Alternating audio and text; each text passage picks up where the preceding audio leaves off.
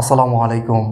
Fire সার্ভিসের ৩২ ঘন্টা অভিযান, সারা দেশের মানুষের নামাজ আর দোয়া এবং মায়ের আর্তনাদ কিছুই আল্লাহ তাআলা বিফলে দেননি। অবশেষে জীবিত অবস্থায় উদ্ধার করা হলো সেই ছোট্ট সাদিককে। দুনিয়ার সকল মানুষের দরজা যখন বন্ধ হয়ে যায়, দুনিয়ার মানুষের যখন আর কিছুই করা থাকে না আল্লাহ তাআলা ছাড়া, তখন আমরা বড় নিরুপায়।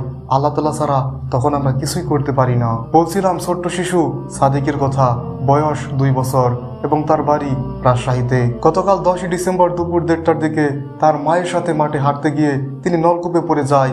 সেই নলকূপের গভীরতা ছিল 40 ফুটেরও অধিক। মা ছিল তখন সামনে। তিনি পেছন দিক থেকে শুনতে পান তার সন্তান তাকে মামা বলে ডাকছে, কিন্তু তিনি তাকে দেখতে পান না। পরে তিনি দেখতে পান তার সন্তান নলকূপ থেকে তাকে মামা বলে ডাকছে। তখন তার আর কিছুই করার ছিল না।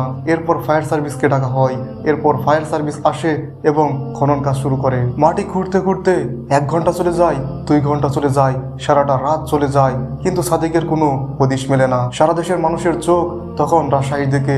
সেই ছোট্ট শিশু সাদিকের কি অবস্থা সেই দিকে। গতকাল থেকে এই নিউজ আমিও দেখছিলাম, আমিও বারবার নিউজ দেখছিলাম আর দেখছিলাম তাকে উদ্ধার এখনো করা যায়নি। এরকমভাবে 20 ঘন্টা চলে যায়, 25 ঘন্টা চলে যায়, তারপরও দেখছিলাম ছোট্ট শিশু সাদিককে এখনো উদ্ধার করা যায়নি, এমন নিউজ। সেখানে যারা উপস্থিত ছিলেন সেই সব লোকেরা ওই ছোট্ট শিশুর জন্য মোনাজাত করেন, নামাজ পড়ে, যেন আল্লাহ তাআলা তাকে তার মায়ের কোলে ফিরিয়ে দেয়। সেই জন্য আল্লাহ তাআলার কাছে তারা প্রার্থনা করেন। আপনি শুধু একবার ভাবুন তার মায়ের কি অবস্থা ছিল। তার মা সারাদিন না খাওয়া ছিল, তার বাবা চাকরি থেকে ছুটে এসেছে। আপনি শুধু একবার ভাবুন তার মায়ের গতকাল থেকে আজ পর্যন্ত প্রত্যেকটা সেকেন্ড কিভাবে কেটেছে। গতকাল থেকেই আমি নিউজে দেখছিলাম ওই মায়ের কি নিদারুণ চাহনি, অসহায় আর্তনাদ আর কি আকুল আরজি। মায়েরা বুঝি এমনই হয়। এই জন্যই হয়তো বা ইসলামে মায়ের কথা 3 বার বলা হয়েছে। নবীজি সাল্লাল্লাহু আলাইহি সাল্লামও মায়ের কথা 3 বার বলেছেন। যখন দুনিয়ার কেউ সাহায্য করতে পারে না, দুনিয়ার সকল মানুষের দরজা যখন বন্ধ হয়ে যায়, দুনিয়ার সকল মানুষের দুয়ার যখন বন্ধ হয়ে যায়, তখন একটা দুয়ার খোলা থাকে, একটা দরজা খোলা থাকে। তখন একটা জায়গায় সাহায্য চাওয়ার দরবার থাকে।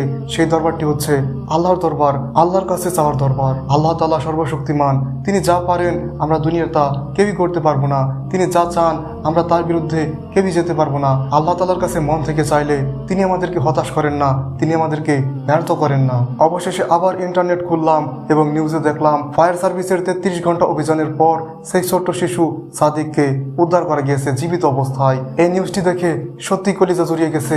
এই নিউজটি দেখে সত্যি অনেক বেশি ভালো লেগেছে। আল্লাহু আকবার, আল্লাহ তাআলা সর্বশ্রেষ্ঠ।